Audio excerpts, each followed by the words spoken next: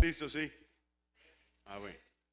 Bueno, ¿qué tal si damos una bienvenida a los que nos escuchan allá con un fuerte aplauso? Bienvenidos a ustedes que nos ven a través de las redes sociales. Damos un agradecimiento por estar acá. Bueno, he venido hablando acerca de quién es Cristo y no repetiré más del tema porque pues quería que primeramente viéramos quién era Cristo y luego que nos pasáramos a las obras de Cristo. Amén. Porque yo decía que es algo que regularmente hablamos. No hablamos de quién es Cristo, pero sí hablamos muchas veces de las obras, de lo que Cristo ha hecho en nosotros. Entonces, el tema de las obras de Cristo es muy importante. Nos lleva a conocer su inmenso poder, su autoridad y cómo su misericordia nos ha alcanzado de generación en generación. Hemos podido ver el amor de Dios porque hemos sido salvos. Yo no sé si usted, pero en el caso mío, mi abuela, cuando yo era pequeñito, ella era cristiana. No sé si en el caso suyo fue así. Algunos familiares quizás eran cristianos. La abuela de parte de mi papá era cristiana. Luego mi abuelo también fue cristiano. Entonces, ellos ya son grandes, pero saben que necesitan seguir y tienen la necesidad de Dios. Yo creo que las decisiones que nosotros tomemos hoy en día va a bendecir o va a afectar a los demás. Quiero decirle que lo que quiero finalizar este pequeño espacio es en que cuando usted viene a Cristo, todo cambia. Todo cambia. Cambia la familia, te cambian las finanzas, te cambia, todo te cambia. Si tenés problemas de salud, Cristo llega y te cambia. Si tenés problemas de enfermedad crónicas, el Señor llega y te cambia. Porque Cristo tiene el poder que nadie más puede tener. Pero mientras yo meditaba en este texto, pensaba en algunas preguntas que nosotros debemos de hacernos. Por ejemplo, ¿por qué era necesario que el mediador debía de ser Dios? ¿Verdad? Si me acompaña Primera de Timoteo, que es donde dice, Primera de Timoteo capítulo 2, versículo 5, dice, porque hay un solo Dios, ¿verdad? Y un solo mediador, dice la Reina Valera, entre Dios y los hombres, Jesucristo hombre. Entonces, ¿por qué era necesario que el mediador debía ser Dios? El mediador debía de ser Dios para que él pudiera sostener y conservar la naturaleza humana, de no sucumbir, es decir, de no padecer la ira infinita de Dios bajo el poder de la muerte. Todas las personas piensan que al morirse van a ir al cielo.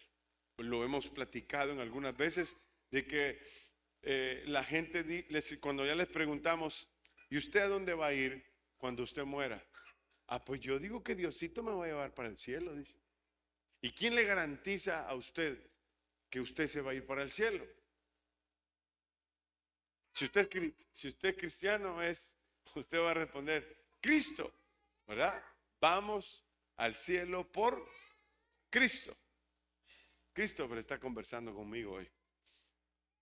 Entonces, a ver si no va a ser predicador este. Nosotros debemos de tener una respuesta en eso, ¿verdad? Si nos vamos a ir al cielo es por Cristo. O sea que lo que quiero que usted conozca, quizás tal vez no tanto nosotros, pero quizás alguna persona que nos escucha fuera de la iglesia, que pudiera entender que Dios no decide por nosotros la eternidad. Es decir, Dios ya decidió a dónde nos quiere llevar. Dios envió a su Hijo, ¿verdad? Dios envió a su Hijo, pero usted tiene que tomar la decisión de seguir a Cristo para ser salvo. No hay otra manera de hacerlo. No hay, la Biblia dice en el capítulo anterior que leímos, dice que hay un solo mediador entre Dios y los hombres. ¿Quién es? Jesucristo. No, si usted dice, no, es que fíjese que la fulana, no quiero caer en, no quiero caer en decir ningún nombre porque mi posición no es de ofensiva o ir en contra de, no. El evangelio nos lleva a ver a Cristo Jesús y no hay nadie más. Solamente hay uno. Él es el camino, Él es la verdad, Él es la vida. ¿Quién es? Es Cristo Jesús. No hay absolutamente nadie. Entonces, en la intención o el deseo, más bien, en vez de una intención, es más que un deseo de Dios, es de conservar la naturaleza humana. Porque Dios hubiera podido, en otras palabras, acabar con todos. Pecó a Adán, quitemos esto de aquí y que ya no se haga más.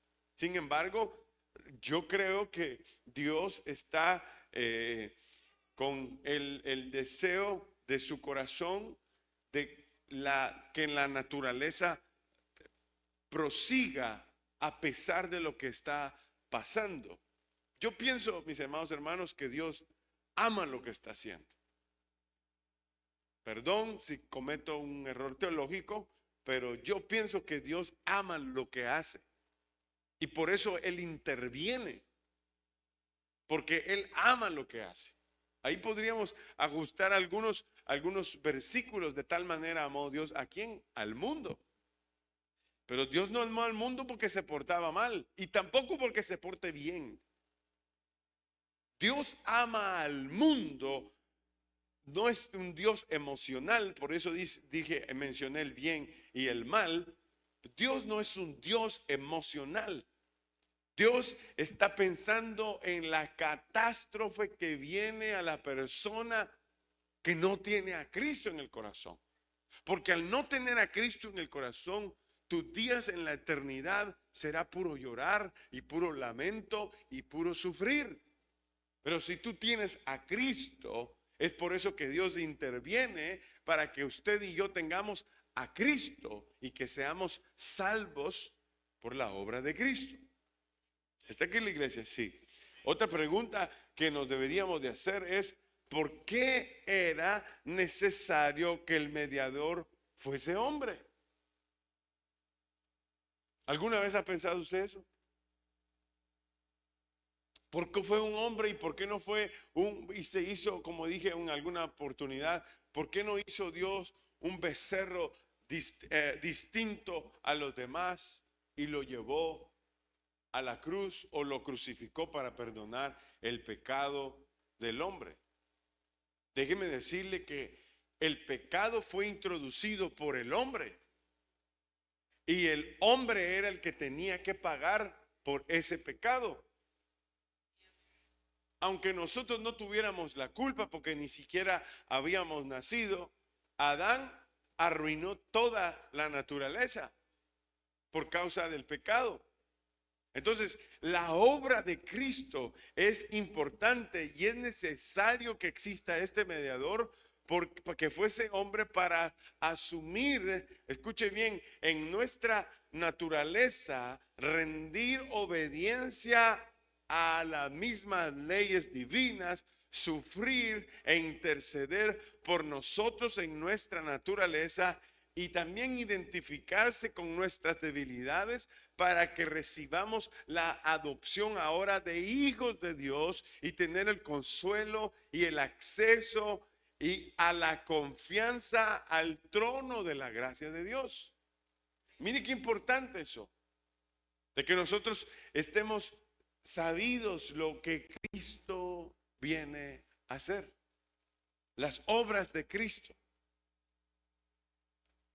Yo pienso que una de las cosas que nosotros debemos de mantener en la punta de la lengua por ser seguidores de Cristo es quién es Cristo y la otra, las obras de Cristo. Porque ¿de qué vamos a hablar? En la ministración del domingo pasado, que esa no pasamos en el video, solo nos quedamos nosotros, hablamos acerca de las marcas. ¿Se recuerda? Unos usan diferentes marcas. Unos usan Adidas, ¿verdad? Otros usan Nike. Otros usan, qué sé yo, que se pone usted. Cualquier cosa que a usted le gusta. Ken dijo, Jed dijo que a él le gustaba la marca Ken en las botas porque eran buenas. Son hechas acá en Minnesota. Usamos alguna ropa que es dura para trabajar. Aquí en Minnesota también hay una marca que se llama Carhartt. Buenísima la marca. Pero no, ¿por qué conocemos eso? Esa es la pregunta. ¿Por qué conocemos esas marcas? Porque las hemos probado. Porque decimos, hombre, estos tenis son buenos. Me fui a la montaña, ¿verdad? Fui a caminar y esto le di duro, no me entra el agua, no se me mete el lodo, le di duro y ahí venía de regreso. Solo las lavé y quedaron buenas. Entonces, para usted define esas botas como buenas y usted recomienda eso a las demás personas. Entonces, lo necesario es que al conocer a Cristo, nosotros demos a conocer las obras de Cristo en nuestra vida. Amén. Que nosotros demos a conocer a Cristo en nuestra vida. Cristo es, número uno, nuestro Redentor. Él es nuestro Redentor. En las Escrituras se usa la ilustración de la venta de esclavos, solamente para que tengamos una idea. Somos esclavos del pecado, incapaces de liberarnos de nuestra esclavitud voluntariamente. Somos incapaces. Las personas tienen este decir como un cliché. Venga a la iglesia, le dice uno. No, dice, si voy a la iglesia agarra fuego. Yo los molesto y les digo, no se preocupe, la iglesia está capacitada para incendios. Tenemos extinguidores, nosotros apagamos el fuego. ¿Verdad? Porque la gente se acostumbra a decir cosas de que como que ellos no van a la iglesia porque están mal. Escucha, porque estás mal es que tenés que venir a la iglesia. Es que yo mejor me voy con mis amigos a tomarme unas chelas. Por eso necesitas a Cristo. En el bar no te van a arreglar. En la discoteca no te van a arreglar. En la iglesia sí te podemos ayudar. En la iglesia te ayuda el pastor jalándote las orejas. No es cierto, yo no jalo orejas. El Espíritu Santo con su palabra te ayuda. Usted, nadie lo forza, lo está forzando a usted. No, a usted lo que se hace es explicarle y el que toma las decisiones personales es usted mismo. ¿Está aquí la iglesia? Es usted el que toma las decisiones. Por tanto, el hecho de que usted diga que si pudiéramos estar esclavos en cualquier circunstancia, pueden ser drogas, pueden ser alcohol, puede ser cualquier cosa a las cuales usted ha tomado como excusa para no buscar de Dios, déjeme decirle que la solución para que usted sea libre es Cristo, porque Cristo es nuestro Redentor. Él es quien nos compró. Nosotros no podemos, nuestra autosuficiencia no puede hacernos libres del pecado. Es Cristo el que nos hace libres. Vea cómo dice Marcos capítulo 10, versículo 45 en adelante. Si ya lo tiene, Marcos capítulo 10, 45 dice, porque el Hijo del Hombre no vino para ser ¿qué? Servido, sino para ¿qué? Para servir y para dar su vida, eso es lo que nos corresponde, para dar su vida en rescate por muchos. ¿En rescate de qué? Aquí volveríamos otra vez a meditar en lo que yo dije en el principio. Sin Cristo no podemos. Sin Cristo la vida está realmente perdida. Sin Cristo no podemos avanzar. Yo no sé si usted recuerda cómo era su vida sin Cristo, pero sí puedo contarle algunos ejemplos de algunos que no tenían a Cristo y cuando vinieron a Cristo, su vida fue transformada por el poder que Cristo tiene al cambiar la vida de las personas. ¿Está aquí la iglesia? Sí. Entonces, esta redención es el pago. ¿Qué significa redención? Si alguien lo ha preguntado o lo está pensando, ¿qué es redención? Es que Él nos compró. Él nos compró. La redención es el pago que Dios mismo exige a causa de su justicia. Nuestro pecado nos ha encerrado en cautividad a su juicio. Es decir, que en cada pecado que se cometa debía haber un juicio. Pero como se presentó en sacrificio una sangre pura, la cual no tenía pecado, la cual no tenía ningún pecado, ninguna cosa que obstruyera la voluntad de Dios, Jesús es obediente, Jesús es sumiso y sin pecado y vino a cumplir la voluntad de Dios. Entonces podemos ver que al Cristo dar su vida por nosotros, Él toma nuestro lugar. Y lo que hace con su sangre es, al final, es que nos hace libres a nosotros del cautiverio o de ser cautivos o ser esclavos del pecado. Si tenemos la figura de esclavitud, por ejemplo, una persona que es esclava es una persona que está presa, ¿verdad? Presa en el sentido en que no puede hacer absolutamente nada por sí mismo, no es libre, tiene que hacer todo lo que le digan.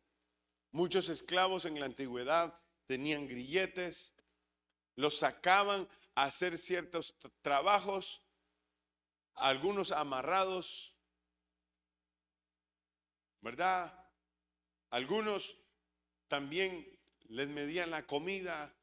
Todos sabemos la historia quizás del mundo, en donde en este lado del mundo se escuchó mucho de la esclavitud. También en las áreas de Centroamérica, en donde también se escuchaba de esclavitud. Los esclavos no tienen derecho. Está aquí la iglesia.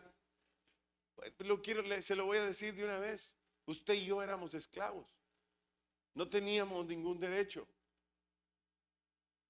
Pero cuando vino Cristo, las cosas cambian. Porque Cristo viene a libertarnos de la esclavitud. Por eso es que es importante. Por eso siempre será relevante las obras de Cristo. Mire lo que dice Primera de Pedro capítulo 1, versículo 18 y 19.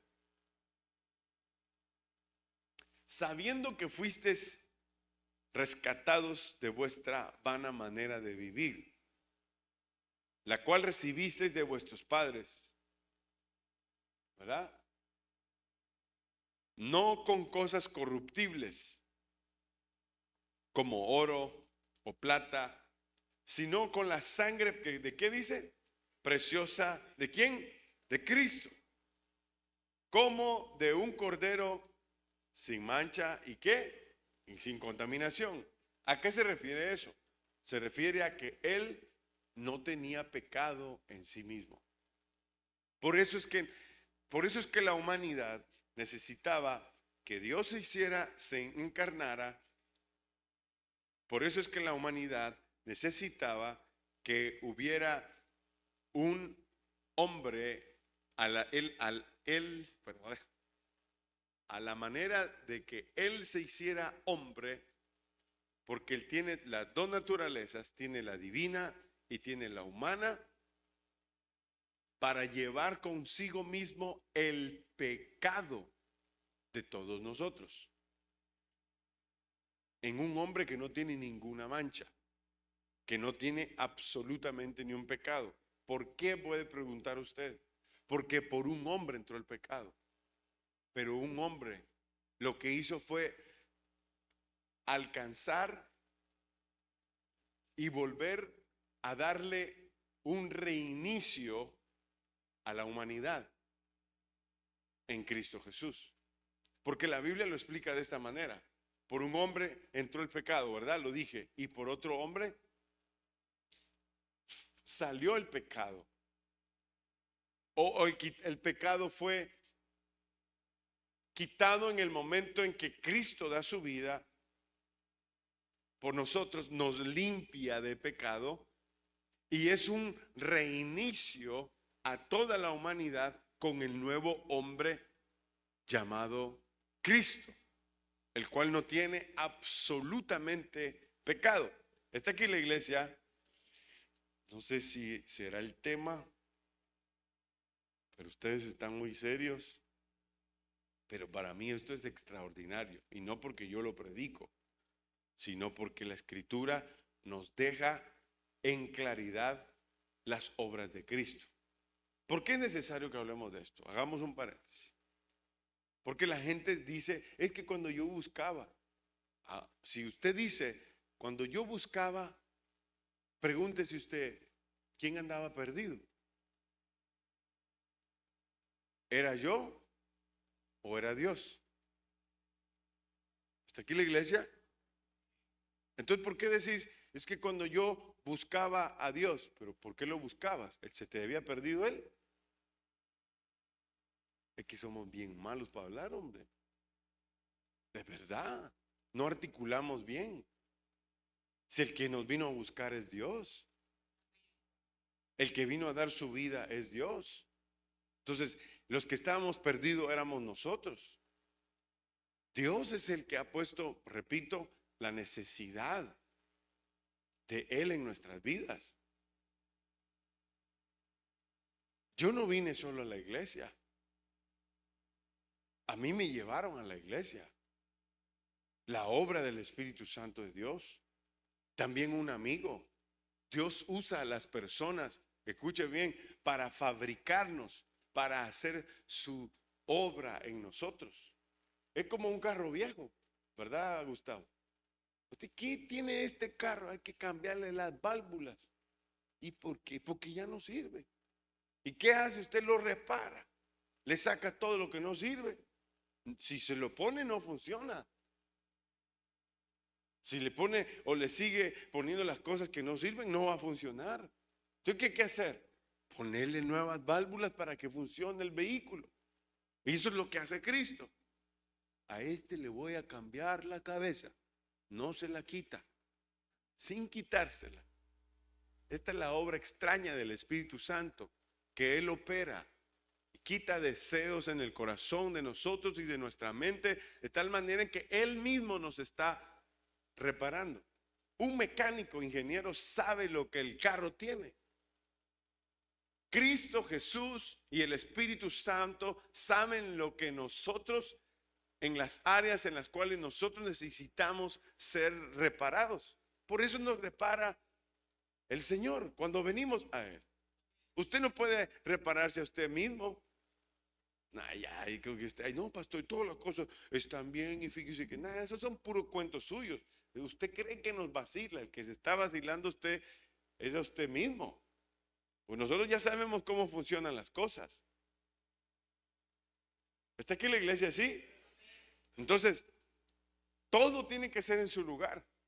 Cristo es el que interviene para que nosotros seamos comprados con una sangre que no tiene ningún pecado en sí mismo.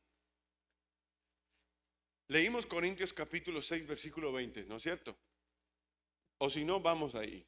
Dice, porque habéis sido comprados por precio.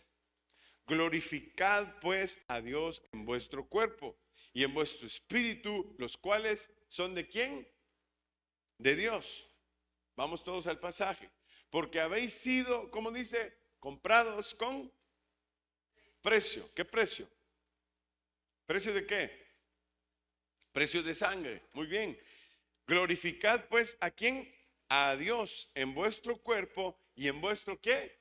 Espíritu, los cuales son de su mamá, porque su mamá le dio a luz a usted. Son de su papá, porque entonces la genética y el rollo, no, no, no. La Biblia dice que el cuerpo y el espíritu son de quién, y el alma también. El cuerpo, el espíritu son de Dios. Aprovecho. Usted no puede hacer lo que a usted se le dé la gana con su cuerpo. Ahora sos esclavo, pero sos esclavo de Cristo. Usted no está inventando hacer lo que quiera con su cuerpo, porque nada, cálmese. Como dicen por allá, bájele 2. Calmate, chico. No es necesario estar pensando eso. No es necesario pensar así. Si somos esclavos del Señor, somos esclavos, nuestro cuerpo le pertenece a Él. Pero yo digo, ¿cuál es el problema de ser esclavos de Dios? ¿Por qué no nos quejamos cuando éramos esclavos del pecado? Ay, pero cuando es que somos esclavos de Cristo, pues lo mejor que nos puede pasar. Un Dios que tiene el cuidado de nosotros todos los días. Cuando éramos esclavos del pecado, ¿y qué bienestar tenía? Está aquí la iglesia. El solamente pecar te mete en un problema. No, hablemos de la mentira. Hablemos de la mentira. No es un pecado en gradual. El pecado no es gradual ni porque es mentira. No, el pecado es pecado. Tanto ladrón como mentiroso es el mismo pecado. Pero supongamos la mentira. ¿Cuántos de ustedes a veces tienen que esconderse? Me va a cachar aquella, dice, ¿ah? Me llamó y si no me contesto, si no le contesto, ¿sabe qué? Ya no sé qué le digo. Ay, pero ¿qué le digo? ¿Qué le digo? ¡Ah! Colgó. Ay, ya se calmó. Y después otra vez entra la llamada. ¿Y qué le digo? Y le voy a decir que ahora no hay pierde. Ahora con la tecnología no puedes andar inventando. ¿En dónde te escondes? Ajá. ¿No podés? No, no, no. Todos en la casa tenemos Apple, todos vamos a tener el Finder, lo vamos a tener activo. Vamos a compartir nuestras locaciones. ¿Y a dónde va usted, tremendo? Allá, pero está aquí. No, ahí dice que usted está ahí. Usted anda en el mall, mijo. ¿Qué anda haciendo ahí? No hay manera de esconderse. ¿Sí? ¿Me están siguiendo el ejemplo?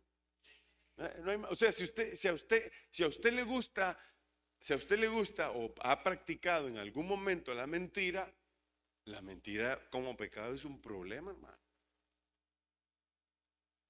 ¿Cuál es la primera actitud bíblicamente de mentira?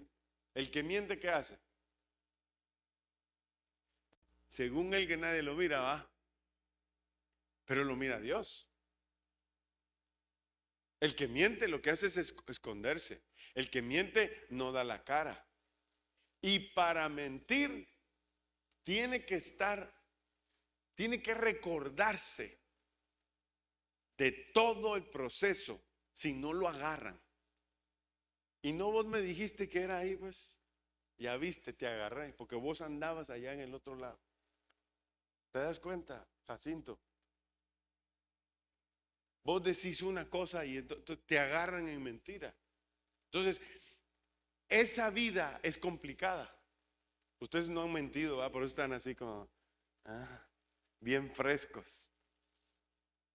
Pero así pudiéramos ir hasta que le llegue al pecado que usted ha cometido. Pero no lo voy a hacer.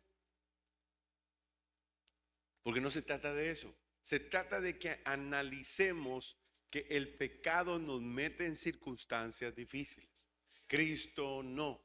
Cristo nos hace libres. Amén. A no acudir a la mentira. Si nos equivocamos, pues decimos, nos hemos equivocado. Ya está, perdóname, ¿verdad? Nos hemos equivocado. Es mejor decir y ser honesto, yo me equivoqué, perdóneme, vamos a seguir adelante y caminar. Cristo nos hace libres de todas estas situaciones complicadas de pecado.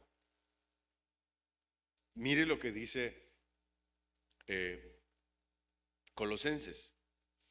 Colosenses capítulo 1, versículo 13. El cual nos ha librado de la potestad de las tinieblas y trasladado al reino de su amado Hijo, en quien tenemos redención por su sangre y también el perdón de pecados. Por favor, vaya conmigo y lea Colosenses capítulo 1, versículo 13. Dice, el cual nos ha librado de la potestad de las tinieblas. ¿Y qué más? Y trasladado al reino de su amado Hijo, en quien tenemos, redención por su sangre, el perdón de pecados. El enemigo puede mentirnos, haciéndonos creer que sobre nosotros él todavía tiene algún derecho. Pero nosotros debemos de recordar en quién tenemos redención, quién nos compró y cómo nos compró. Nos redimió y nos dio su sangre y nos dio el perdón de pecados.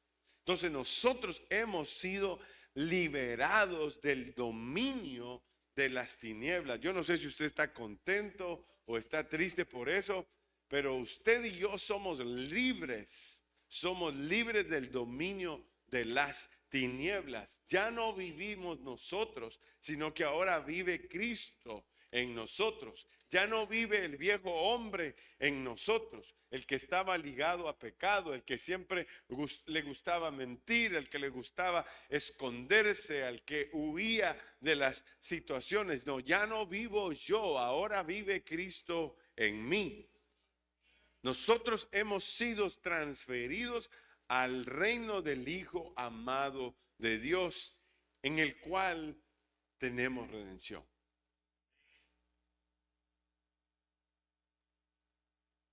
Yo creo que uno de los problemas que nosotros enfrentamos es nuestra manera de pensar, en que no aceptamos la nueva redención.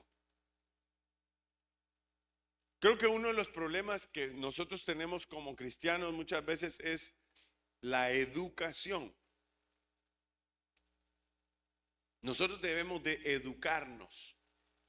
Por eso es necesario asistir a la iglesia y aprender en la iglesia, porque en otro lado no vamos a poder aprender. Nosotros debemos de siempre estar atentos a la enseñanza bíblica para que recordemos lo que Cristo ha hecho a través de sus obras.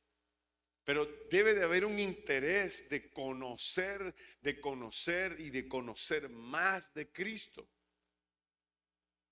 para que cuando tengamos la oportunidad de hablar, no hablemos cosas sin sentido, sino que le demos respuestas a las personas concretas, sólidas, respuestas que también nosotros en algún momento nos las hemos preguntado y hemos encontrado respuesta y le digamos, es que yo vine a los pies de Cristo. Él me transformó la vida y lo que hizo en mí fue que me liberó del pecado. Hace algún tiempo atrás yo vi cómo el Señor libraba a personas que padecían de alcoholismo. Con mis propios ojos vi cómo Dios transformaba la vida de esas personas. Y yo me quedaba impresionado, porque aunque era pequeño, decía, ¿cómo opera esto? ¿Cómo es que funciona esto? ¿En qué consiste el poder extraordinario que sana a las personas? ¿En qué consiste el poder extraordinario que trae libertad a las personas? ¿Por qué las personas de un rato para otro no son iguales? ¿Está aquí la iglesia?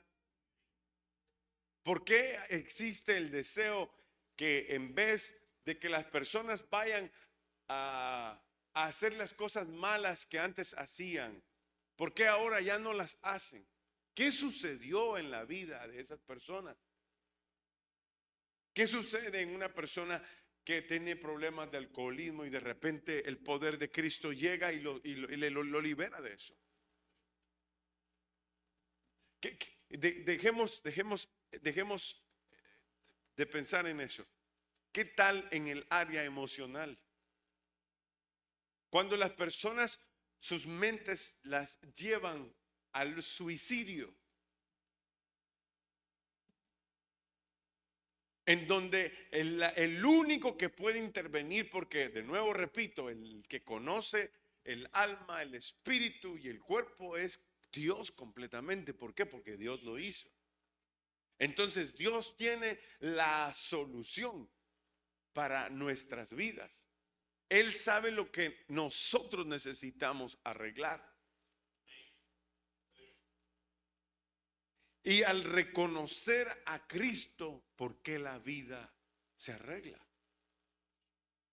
Entonces, uno tiene en el pasar de los años, quizás tiene uno que pasar tiempo estudiando, entendiendo la palabra de cómo la obra de Cristo viene a afectar mi vida para bien, de cómo la obra de Cristo viene a darme una vida diferente y que lo que Cristo quiere hacer conmigo es llevarme a la eternidad.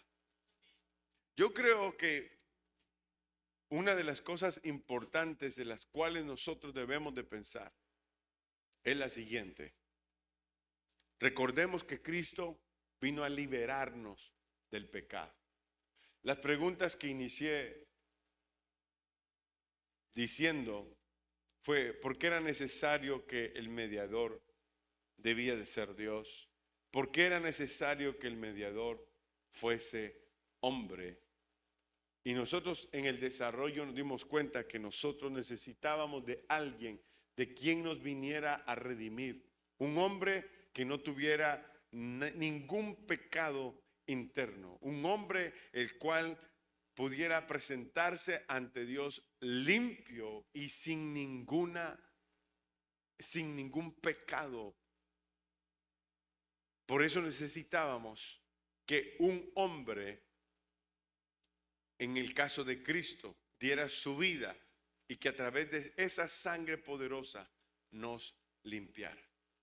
Una cosa debemos de hacer. Nosotros ninguno podemos arreglar nuestra vida. El único que puede arreglar nuestra vida, el que entiende nuestra vida, se llama Cristo Jesús.